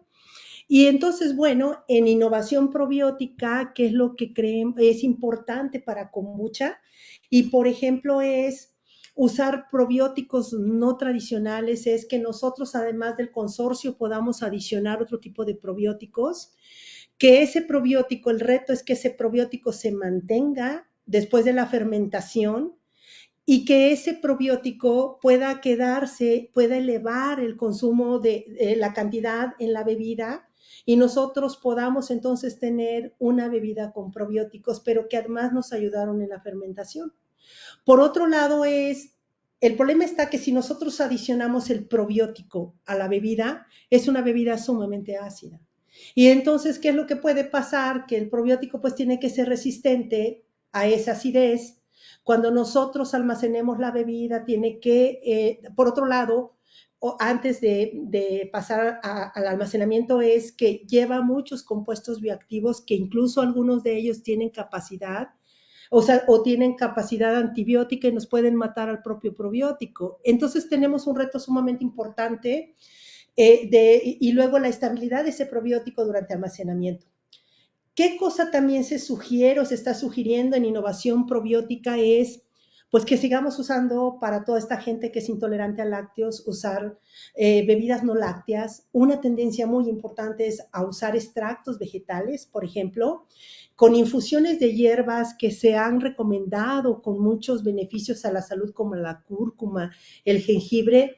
Y en este caso, perdón, tengo un error ahí, pero nosotros tenemos muchos años trabajando con cálices de Jamaica. Entonces nosotros hemos usado los cálices de Jamaica, es una bebida súper aceptada en México. ¿Y por qué queremos cambiar nosotros de té negro a hacer una infusión de Jamaica? Porque la gente en México está más familiarizada con esos sabores, con los sabores de Jamaica. Entonces nosotros buscamos sabores que identifiquen más a nuestra población, sabores que acepte más nuestra población, con hierbas que normalmente, con frutos que normalmente viene usando. Y la otra cosa importante y que hemos apostado mucho es el subproducto agrícola, por ejemplo, el subproducto de empresas de jugos como la guayaba, la fresa, etcétera, el mango, es que nosotros lo podamos usar, le demos un uso para poder hacer la infusión para elaborar la kombucha. Entonces, bueno, por otro lado también la otra pregunta es si nosotros podemos, una vez elaborada la infusión y que descartamos la parte vegetal antes de fermentar, la pregunta es, ¿qué sucede si nosotros dejamos la parte vegetal ahí? ¿Y qué sucede si nosotros mejoramos la generación de posbióticos cuando le dejamos la parte vegetal a la infusión? Y entonces, bueno, y nosotros en este sentido también el interés fue pues veamos qué sucede con las enfermedades crónicas que nosotros padecemos en México, que están relacionadas con diabetes y con problemas cardiovasculares, y la kombucha podría tener un beneficio. En ese sentido, bueno, ¿qué se sabe de los cálices de Jamaica? Quiero decirle que la Jamaica, la decocción de la Jamaica tiene muchos beneficios súper importantes. Entre los beneficios reportados, por ejemplo, bueno, es que en realidad es una bebida muy rica en compuestos fenólicos, una bebida muy rica en antocianinas, pero también el cáliz como tal tiene mucha fibra dietaria. Entonces, bueno, ¿qué es lo que nosotros hemos trabajado? Preparamos la bebida, aquí nosotros la vemos en la parte inferior, es la decocción porque la hervimos, hacemos la decocción, nosotros hemos publicado algunos artículos donde hemos demostrado que la bebida de Jamaica tiene un beneficio importante para peso corporal, para controlar la resistencia a insulina y para controlar, por ejemplo, problemas de hígado graso. Pero tenemos un reto que yo creo que cuando trabajamos con alimentos funcionales es que generamos mucho subproducto. Y entonces la pregunta es, ¿qué hacemos con ese subproducto? Porque cuando ya hablamos, por ejemplo, de desarrollo, de nuevos productos, tenemos que cuidar mucho la parte ambiental, porque a lo mejor estamos generando un producto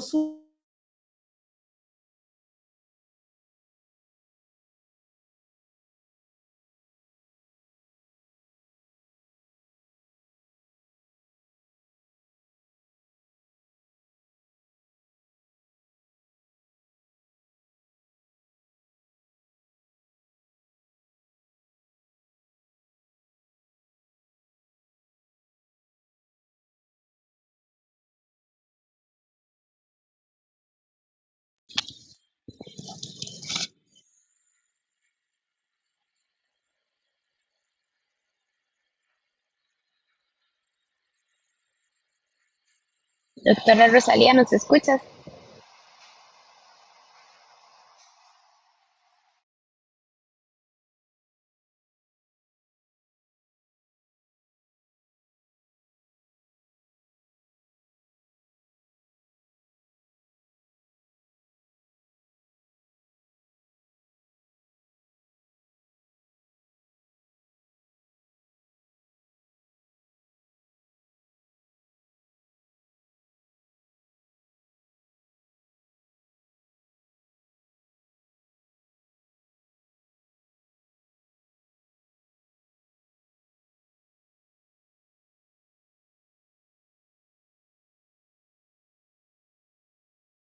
Bueno, acabamos de tener un problema con la conexión de la profesora Rosalía. Ya estamos conversando con ella para que vuelva a conectarse.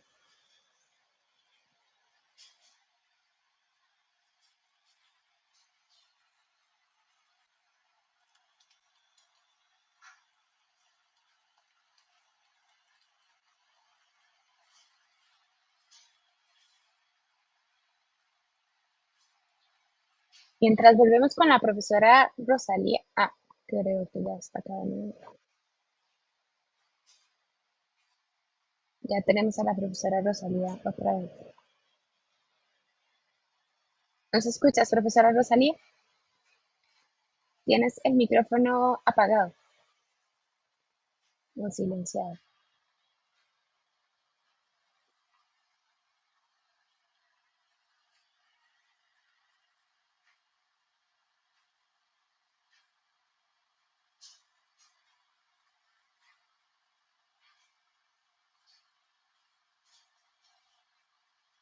Dayana, ¿me escucha? La escuchamos. Sí, perdón, ¿me pueden dar el derecho de compartir? Claro, Perdón, el internet se cayó el internet de la universidad, sí.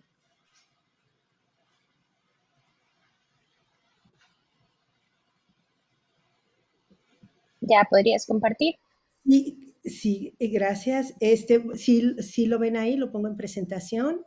Lo estamos Bien, viendo, sí. entonces, bueno, les comentaba, yo creo que me quedé en la concentración de azúcares, que tenemos un problema con la elaboración de kombucha, que su concentración de azúcar es muy elevada. Entonces, ¿qué es lo que normalmente se recomienda de un 10% de adición? Y entonces nosotros necesitamos ver qué es lo que podemos hacer para poder, si podemos disminuir para poder tener una bebida al final con menor contenido de azúcar. El azúcar lo va a usar las bacterias, los microorganismos para fermentar.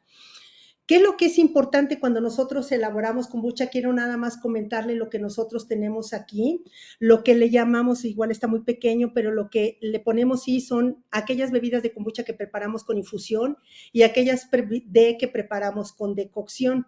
Es bien importante que para nosotros saber que vamos a tener una buena fermentación, pesamos el SCOBY.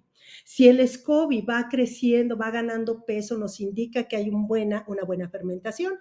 Entonces, en ese sentido, pues es importante aquí mencionar que cuando nosotros, en realidad crece mucho mejor el SCOBY cuando hacemos infusión que cuando hacemos decocción. Y esto es importante porque en la infusión nosotros extraemos menos compuestos bioactivos y crece mejor nuestro consorcio bacteriano. Entonces, ¿qué es importante? ¿Qué monitoreamos? Me voy a ir un poquito. Bueno, la acidez, normalmente la kombucha tiene una acidez entre 2.5 y 3.5, y entonces nosotros tenemos que cuando preparamos decocciones, por ejemplo, al 8 y 10% tenemos una mayor acidez, y eso es un problema para nosotros porque justamente pues la bebida puede ser rechazada porque puede ser muy extremo en acidez, de tal manera que entonces de esta manera la decocción podría ser no tan recomendable para poder preparar la kombucha, y entonces la recomendación es que lo hagamos con infusión. Y lo que es importante aquí es mencionar que el contenido de azúcar con un 8% que es el verde, nosotros tenemos una fermentación, con 6% podemos tener una fermentación y entonces hemos logrado bajar el contenido de azúcar, y entonces de manera general, pues ya sabemos que las infusiones son mejor, la concentración de sustrato, hasta cuánto nos permite el consorcio de SCOBY trabajar, solamente al 0.5%, 8% podemos trabajar perfectamente y hemos trabajado también al 6%. ¿Cuántos días de fermentación tenemos que llevar? Porque si nosotros alargamos mucho la fermentación, se vuelve una bebida mucho más ácida y ese es un problema. Entonces, de manera general, les quiero comentar qué sucede cuando nosotros preparamos, aquí tenemos la infusión de cáliz, qué sucede cuando hacemos kombucha. Y quiero aquí mencionar, miren, vean, nosotros incrementamos compuestos fenólicos totales comparado con la infusión. Esta es una infusión, ya la COMJ es una infusión de Jamaica. Y vean ustedes qué sucede cuando preparamos, reusamos el subproducto. Obviamente tiene menor contenido de compuestos fenólicos, pero cuando nosotros lo ponemos a fermentar, incrementa nuestros compuestos fenólicos de manera general. tenemos un incremento de compuestos con beneficios a la salud cuando nosotros fermentamos.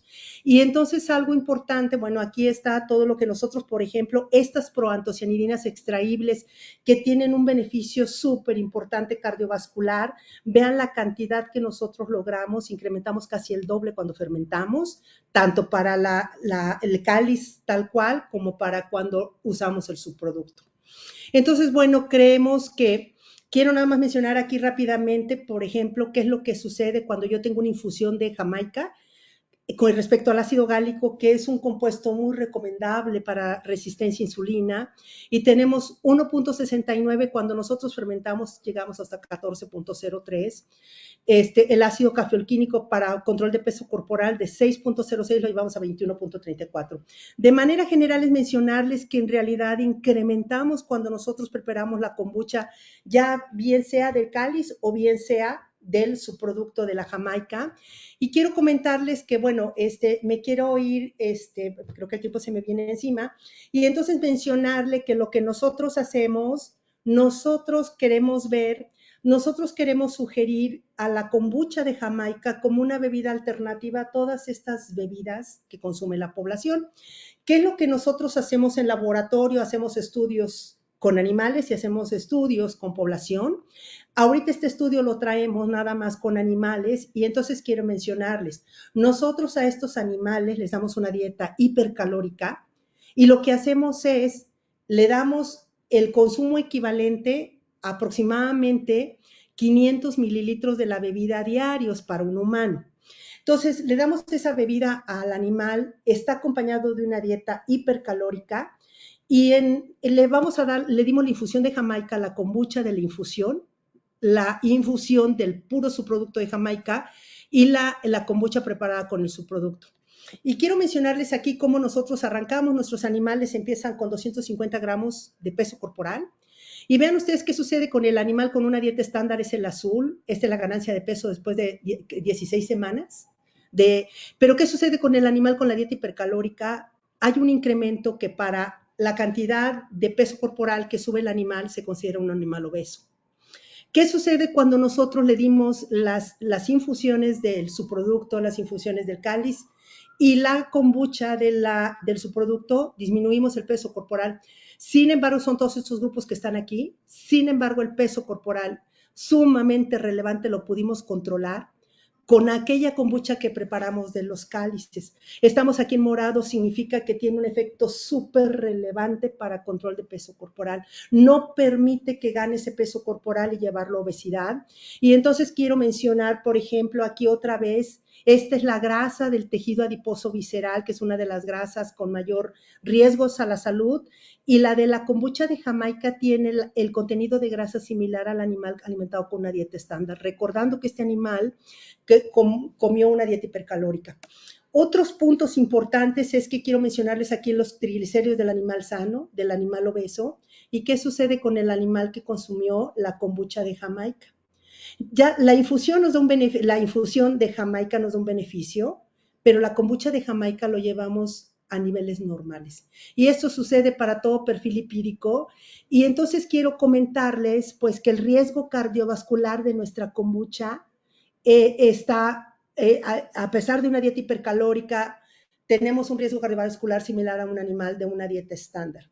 Estos son diferentes formas de analizar los riesgos cardiovasculares y recordando, esta es nuestra kombucha de Jamaica, la verde. Bueno, las tres son verdes, pero esta es la kombucha de Jamaica. Y finalmente quiero comentarles, a nosotros nos interesa mucho el control de resistencia a insulina por el problema de diabetes que tenemos y ustedes pueden ver el valor de resistencia a insulina de un animal sano y de un animal con dieta hipercalórica. ¿Qué sucede con la kombucha de Jamaica? A pesar de la dieta hipercalórica, se normalizan el valor de OMA. De tal manera que entonces al final quiero comentarles que qué es lo que nosotros tenemos, que tenemos nosotros que las condiciones de fermentación de la infusión de Jamaica nos incrementa el contenido de compuestos fenólicos, tenemos un menor riesgo cardiometabólico y menor riesgo a la salud. Fíjense bien algo importante que quiero hacer mención. En realidad el subproducto tuvo beneficios que hemos esperado, quitamos, bueno, prácticamente aquí lo que quitamos de manera importante en el subproducto tiene muchísima fibra y entonces lo que estamos haciendo es, ya no lo vamos a fermentar, el subproducto, vamos a hacer un suplemento, estamos elaborando un suplemento para el control de riesgo cardiovascular. Bueno, aquí no le presento, pero este suplemento tiene beneficios importantísimos para enfermedades, para complicaciones de la obesidad. Y el último reto que tenemos, y algo bien importante que les decía, que el problema de desarrollar productos es que tenemos, pues por un lado era el cáliz de Jamaica que tenemos que tirar, pero por otro lado, ¿qué hacemos con el SCOBY? Así es como nos queda el SCOBY. Entonces, lo que nosotros estamos haciendo es pulverizando el SCOBY y lo estamos usando como bioestimulante de plantas, de tal manera que nosotros lo adicionamos al suelo de las plantas. En este momento nos interesa y lo estamos haciendo para la propia Jamaica. Estamos adicionando como decía hace rato la doctora, resulta que las bacterias y levaduras ahora se las adicionamos al suelo del crecimiento de la Jamaica. ¿Qué queremos o qué pretendemos al bioestimular a la planta? Que nos disminuyan las plagas y mejoramos el rendimiento. Y finalmente nada más quiero terminar diciendo pues que este es nuestro producto final, es un producto de un movimiento emprendedor para estudiantes de posgrado y que la convocatoria de TONAFES 2024, nuestro producto lleva el primer lugar y entonces en este momento estamos implementando el desarrollo de una empresa de kombuchas y no solamente kombucha de Jamaica, estamos elaborando kombuchas de Granada, kombuchas de tamarindo con diferentes sabores asociados a la población mexicana. Y pues muchísimas gracias, es lo que quería compartir el día de hoy. Agradezco nuevamente la invitación. Muchísimas gracias a usted, profesora Rosalía, y también otra vez a la profesora Ana Gabriela Murillo. Les queremos agradecer también a la audiencia y a todas las personas que nos han acompañado en este seminario y recordarles que anotamos en el chat un enlace a una muy breve encuesta de 3 preguntas donde nos gustaría conocer su retroalimentación y consideraciones respecto a ambas ponencias y a este seminario en general. Vamos a pasar de inmediato al espacio para consultas. Entonces también otra vez les invitamos a todas las personas que están conectadas a anotar sus consultas en el chat. Tenemos algunas primeras preguntas para la profesora Gabriela Murillo. Y la primera es, ¿podría ampliar sobre las diferencias de nutracéutico y suplemento? Y si es posible indicar el término de nutracéutico, si el término de nutracéutico ya se ha reconocido en alguna normativa. Sí, claro. Ok, según esa interfaz, el nutracéutico todavía puede ser el concentrado de un producto. Es decir, ese ejemplo que utilicé del ajo. El ajo es el alimento, el ajo concentrado, digamos, como un polvo de ajo, ahí casi que cambia como la presentación, sería el nutracéutico, y ya el suplemento sería la lisina. En todo caso, cuando hablamos de suplementos, también estamos hablando de nutrientes aislados, o sea, como cosas más específicas. Y aquí podemos encontrar, por ejemplo, que las vitaminas y los minerales, que es lo que más se ha utilizado. O sea, suplementos es para complementar y normalmente, o su idea era su idea de producción era para prevenir deficiencias. Entonces uno se suplementa para sustituir los nutrientes que pueden hacer falta en la dieta. El nutracéutico está como en ese medio entre el alimento funcional y el suplemento porque puede ser un concentrado del alimento per se. Entonces, qué sé yo, que pueda ser el nutracéutico las gomitas de vinagre de manzana y algún nutriente específico, más específico y más concentrado sería el suplemento. No sé cómo está el asunto de la normativa, de nuevo, porque por definición cada entidad tiene definiciones distintas, entonces no sé cómo está el asunto, no sé cómo el códex lo está manejando en este momento el asunto de esa diferencia y por lo general se usan de manera indistinta, suplemento, nutracéutico, superalimento, nutrialimentos, se utilizan muchísimas cosas porque esa normativa como que no está tan clara.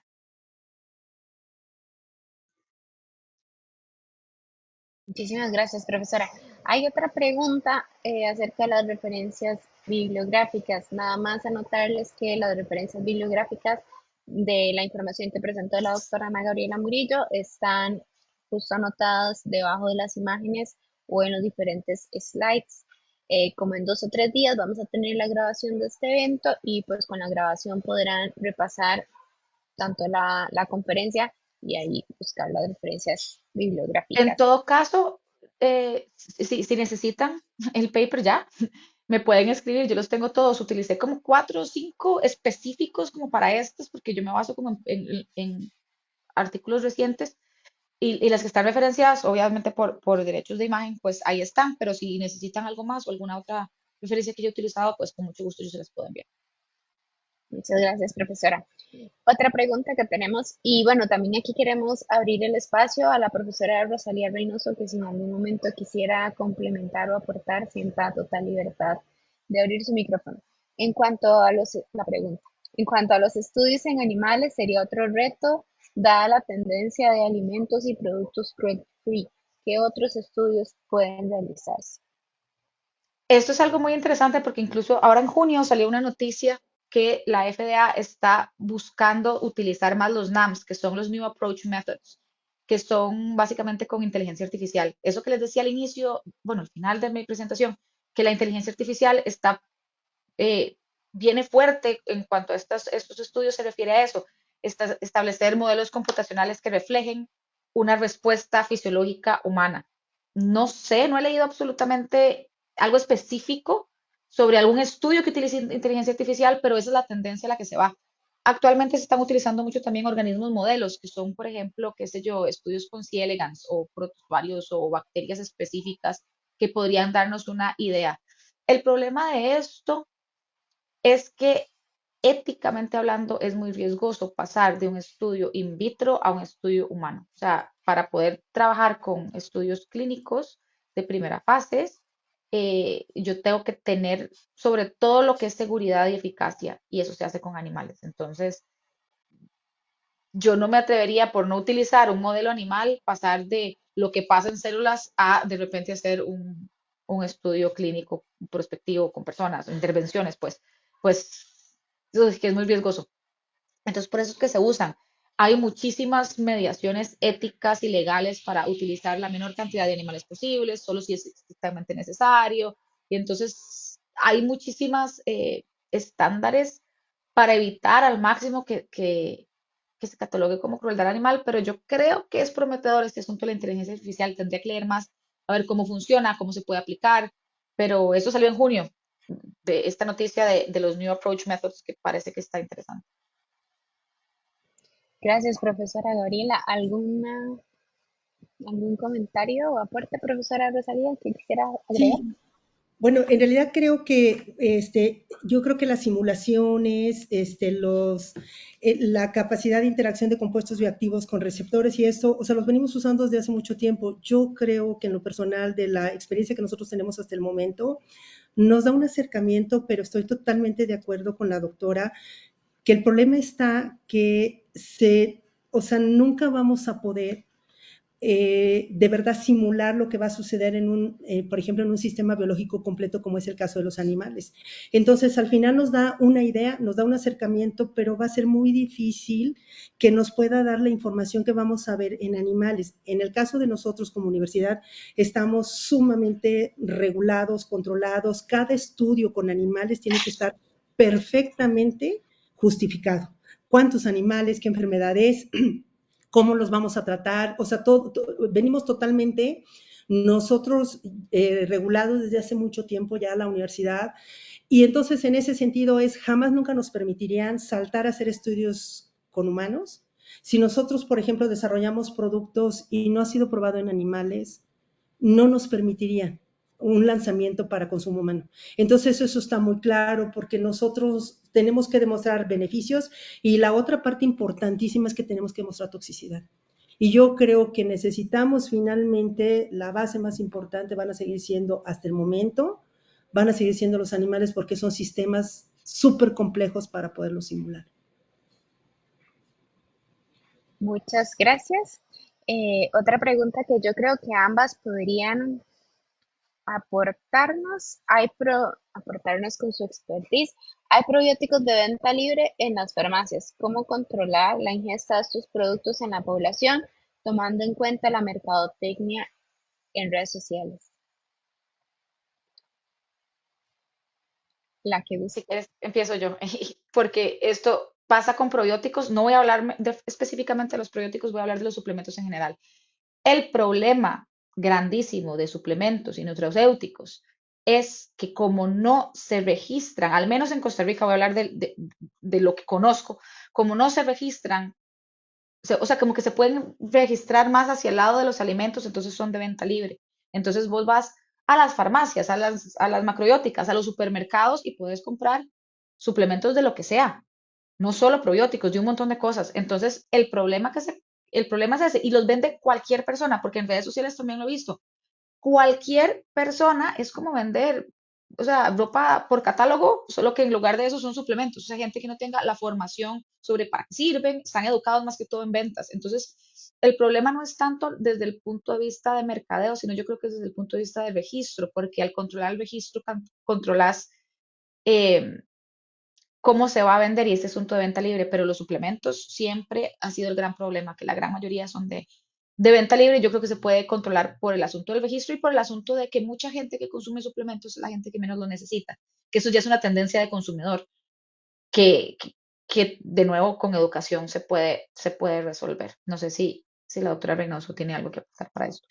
Sí, bueno, yo creo que en México tenemos exactamente el mismo problema y cuando nosotros hemos hecho, por ejemplo, cuando revisamos, por ejemplo, los productos de probióticos que venden en el mercado, podemos encontrar productos desde costos, por ejemplo, mensuales, un costos de pesos mexicanos desde 150 costos de mil y tantos, o sea, hablamos de incrementos o sea, de diferencias en costos bastante importantes. ¿Qué es lo que hace la diferencia de acuerdo a los estudios que nosotros hemos hecho? Por un lado es, muchos de ellos, la concentración que ellos recomiendan, la dosis que ellos recomiendan, eh, no es acorde con lo que traen sus cápsulas. Entonces, por un lado es que lo que ellos recomiendan, la cantidad que ellos están adicionando a sus cápsulas no corresponde.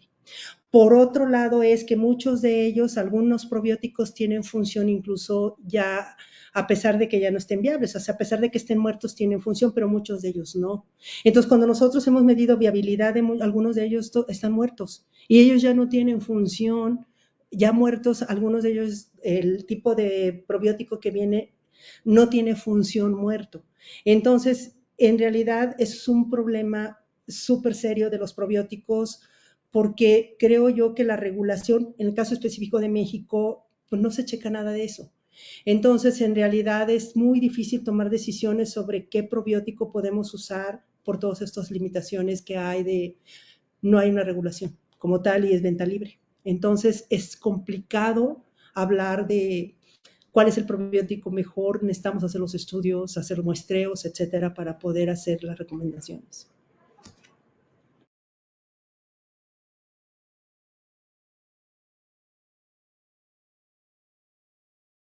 Ahí tenés el micrófono apagado. Gracias también por eso. Muchísimas gracias a ambas y también ahorita la profesora Rosalía nos presentaba los resultados de su investigación y en esta misma línea, esta pregunta otra vez va para ambas, quisiéramos saber, bueno, la pregunta es, si bien es cierto que los ensayos clínicos con seres humanos exigen protocolos específicos y éticos, una vez cumplidos esos requisitos, ¿conocen ustedes si existe algún estudio experimental y controlado en Mesoamérica con grupos de personas donde se haya evaluado la alimentación funcional? Si sí lo conocen, ¿cuáles han sido los criterios de inclusión y la metodología aplicada para la evaluación tanto de la eficacia como la efectividad? Y agradecen por sus excelentes presentaciones. Adelante, la que guste. Creo que esa mejor la responda la doctora Reynoso. Sí, bueno, creo yo que tenemos, yo creo que el estudio, más bien no creo, el estudio clínico, uno lo diseña en función de la pregunta de investigación que se hace.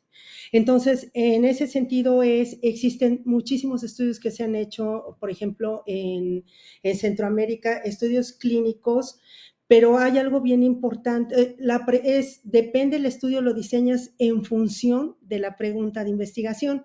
Algo bien importante que sucede en un estudio clínico y la experiencia que nosotros tenemos es cuando nosotros queremos seleccionar aquellos, por ejemplo, cuando queremos ya evaluar un suplemento, queremos evaluar una bebida, qué problema fuerte tenemos. Nosotros tenemos que muestrear, hacemos una invitación, etcétera.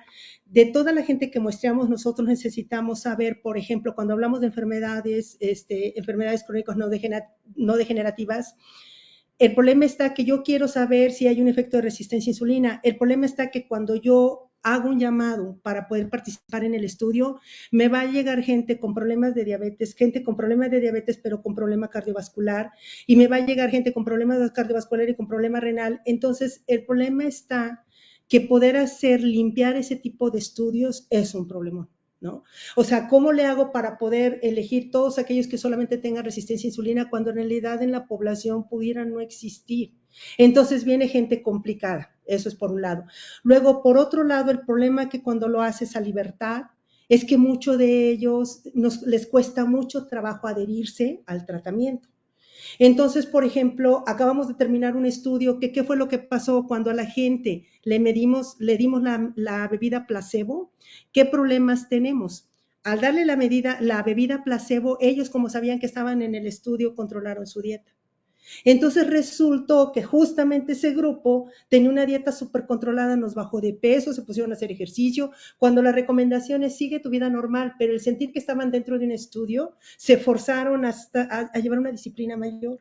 Y entonces eso nos mete mucho ruido a un estudio y entonces podemos generar, entonces la pregunta es que nosotros queríamos saber si esa bebida tenía algún beneficio para riesgo cardiovascular. ¿Qué sucedió? Pues se nos sale de control porque resultó que la placebo tenía mejor beneficio y no era tanto por la bebida, era por sus hábitos. O sea, los hábitos fueron tan excelentes que fue, pues en realidad no necesitan ningún suplemento ni necesitan más bien controlar su dieta, hacer ejercicio, etcétera. Y eso nos mete mucho ruido. O sea, de verdad, por ejemplo, yo quisiera compartir, trabajar en estudios con poblaciones súper complicado, porque por otro lado tenemos que, nosotros firmamos un acuerdo donde vienen acompañados toda esta población por médicos, porque cualquier alteración en la población tienen que estar respaldándonos los médicos. Entonces, pues cualquier dolor de estómago que les daba, ellos lo asociaban al tratamiento, dolor de cabeza al tratamiento, y es muy complicado, por ejemplo, generar esa información porque la adherencia es muy complicada la adherencia del tratamiento, porque de repente se les olvida o de repente te dan información falsa que sí se la tomaron y no fue cierta. Quiero decir, bueno, que en realidad hay muchos estudios serios en Centroamérica. Por ejemplo, hay un estudio de bebidas de frutos rojos que se hizo, no recuerdo si es en Brasil o Argentina, súper bien diseñado el estudio, con resultados muy interesantes, que de repente también a veces uno duda, dices, es que fue tan perfecto el estudio, que lo veo bien complicado que salga, porque honestamente es muy complicado. Mi opinión de estudios clínicos es verdaderamente estresante, pero y a veces muy frustrante trabajar en estudios clínicos. Sí, obviamente el comité de bioética además quiero comentar, estudios sumamente costosos por la cantidad de personal que necesitamos traer con nosotros. O sea, es muchísimo pago para todo el personal que traemos con nosotros. Son muy costosos los estudios.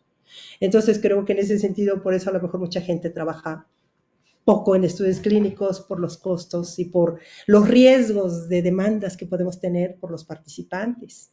O sea, cualquier alteración nos pueden demandar, que si se les dolió la cabeza podemos tener demandas, etcétera.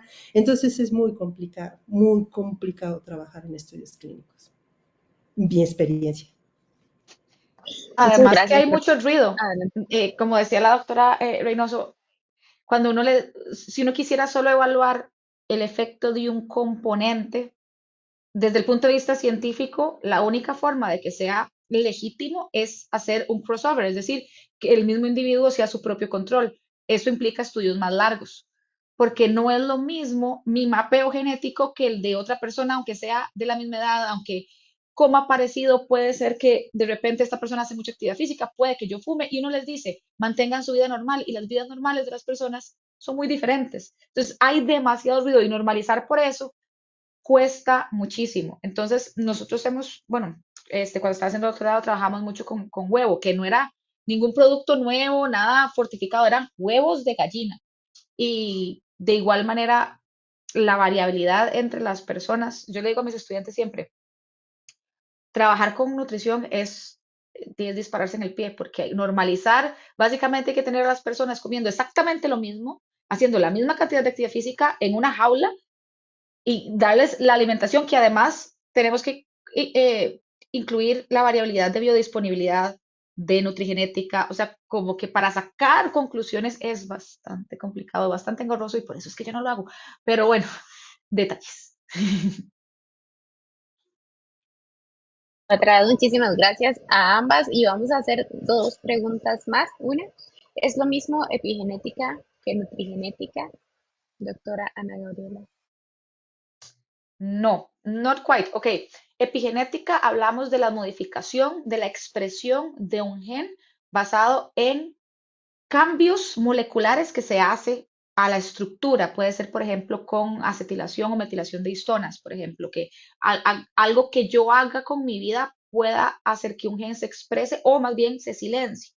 En este caso no estamos hablando solo de nutrientes. Eso puede ser nutrientes o puede ser cualquier cosa ambiental que pueda modular la expresión de un gen. Eso es epigenética. Ahora bien, nutrigenética se refiere a cómo mis polimorfismos, es decir, mis variaciones en el ADN, hacen que yo metabolice o responda de manera diferente a ciertos nutrientes.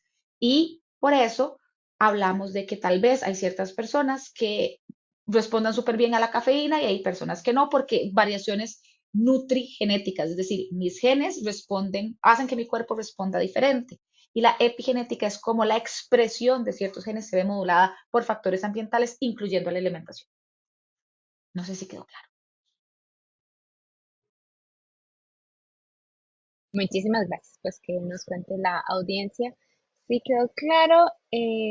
Bueno, acá hay una persona que está solicitando que la profesora Rosalía Reynoso, si nos permite su contacto, podemos compartir el correo y el contacto cuando compartamos el enlace a la grabación de este video. Y aquí tenemos otro comentario. Dice, precisamente por eso es que los estudios experimentales requieren de protocolos bien definidos, controlados no solamente con el grupo control, sino también con la medición de sesgos y con la información del consentimiento informado y firmado, donde el placebo y el efecto placebo no sea conocido para quienes participan. Eso no significa que se ignoraran los efectos de ambos grupos y las consecuencias que se deriven. Gracias también a ustedes por compartirnos esos comentarios. Y acá, esta sería la última pregunta y también con esto nos gustaría cerrar y concluir este seminario. Y la pregunta es la siguiente: ¿existe alguna entidad que pueda apoyar los estudios en población? Y a esto, para concluir, nos gustaría que ustedes nos comenten, entonces, a la luz de lo que hemos discutido y presentado con este par de ponencias, bueno, más bien que ustedes nos han presentado, ¿cuáles consideran que son los retos en investigación y desarrollo de productos en materia de alimentos funcionales o de esta ciencia de alimentación funcional y bioactivos que tenemos desde la producción de evidencia científica hasta la colocación, digamos, de esa ciencia en beneficio del consumidor? La que guste.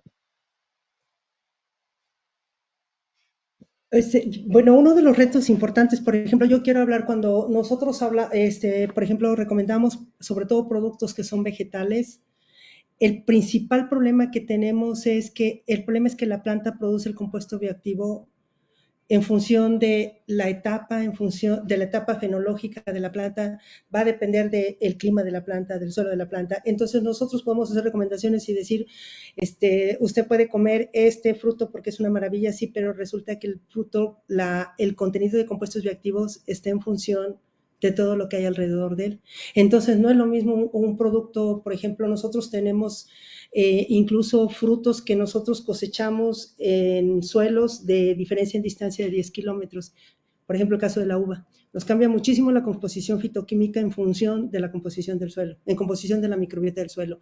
Entonces, es un reto, porque al final nosotros queremos hacer una recomendación, estamos haciendo un extracto de una planta, pero la planta de hoy nos da un extracto, pero mañana nos da otro. Entonces, bueno, ¿qué es lo que sucede? Pues que en realidad no podemos nosotros, la trazabilidad del compuesto está muy complicada. Entonces, ¿qué necesitamos nosotros hacer cuando hablamos de extractos completos?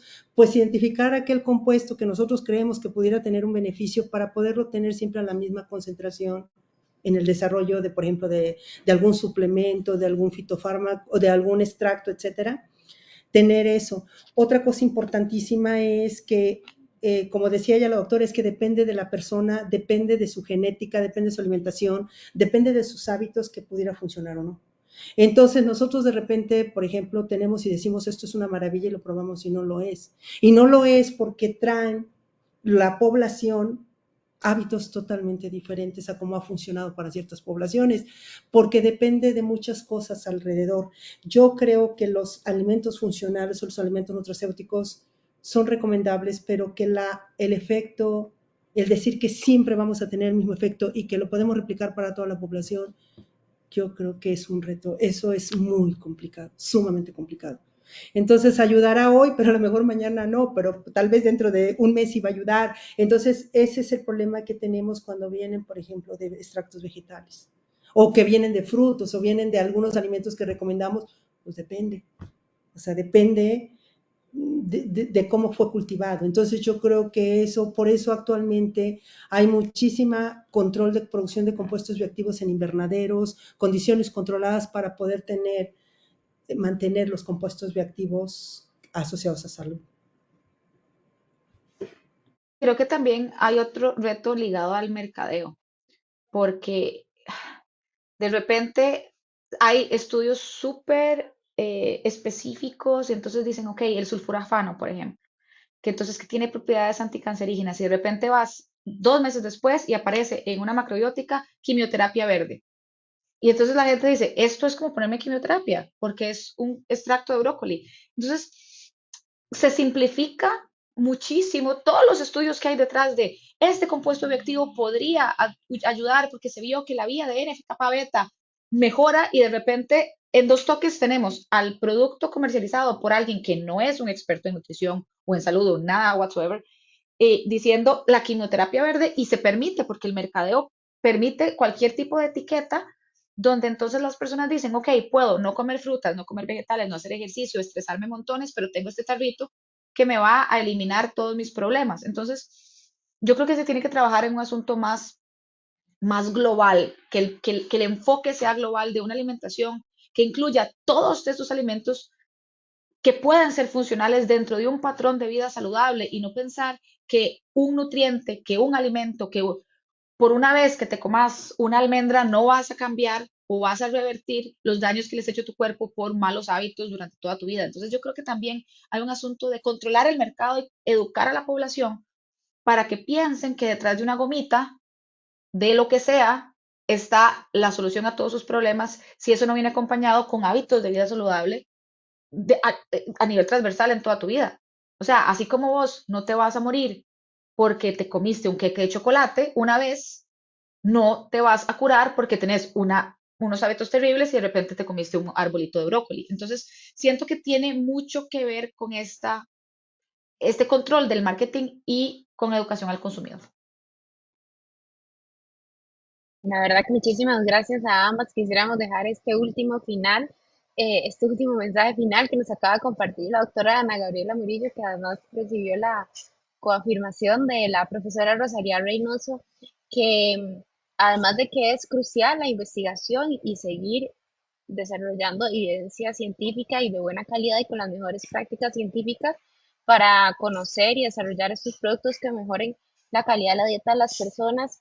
Estos se recomiendan como parte de un estilo de vida saludable, de una alimentación saludable que incorpore pues todos los nutrientes que ya sabemos que son necesarios para la supervivencia, como decía antes la profesora Ana Gabriela, pero también para la buena calidad de alimentación y de vida, junto a las otras prácticas también ya conocidas, como el desarrollo de vínculos sociales saludables, la higiene de sueño, la práctica de actividad física y movimiento y demás. Em, Muchísimas gracias a ambas otra vez por acompañarnos con estas ponencias. Muchísimas gracias también a la audiencia que se ha quedado con nosotros todo este tiempo. Recordarles que en el chat tienen enlaces para que ustedes nos comenten su opinión respecto a las ponencias recibidas, pero además es muy importante para nosotros para saber en qué temas podrían profundizarse a partir de estos seminarios y conocer las necesidades de ustedes desde el sector que representan. También tienen los enlaces a los próximos eventos que estaremos desarrollando en este mes de agosto. Al igual que este programa que está desarrollado a cargo del Comité de Nutrición, tenemos el Comité de Desarrollo Sostenible, que tiene también un programa completo de capacitación de sistemas alimentarios 360 y que acá lo tienen en pantalla, será el próximo 20 de agosto, estará enfocado en consumo responsable basado en la cultura y la educación. Y también tenemos el programa de capacitación del Comité de Inocuidad de Alimentos y Biotecnología, que este tiene fecha para el 28 de agosto y estará enfocado en aditivos alimentarios, la evaluación de su seguridad.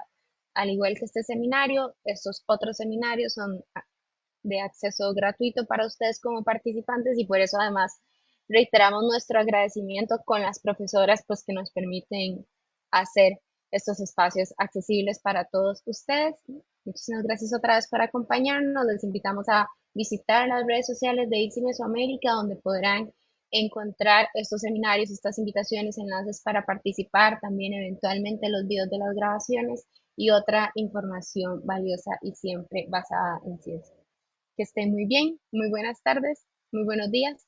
Hasta luego. Muchísimas gracias. Buen día. Gracias, Gracias buenos a días. ustedes.